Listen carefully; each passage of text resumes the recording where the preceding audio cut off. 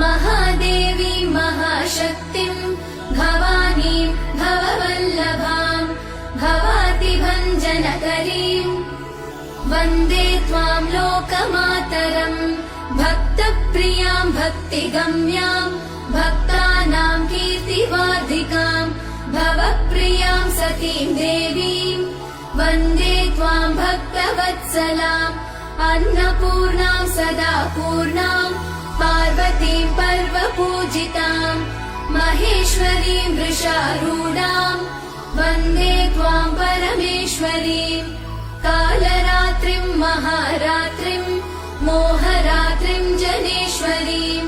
शिवकान्तां शम्भुशक्तिं वन्दे त्वां जगत्कर्त्रीं जगद्धात्रीं जगत्संहारकारिणीं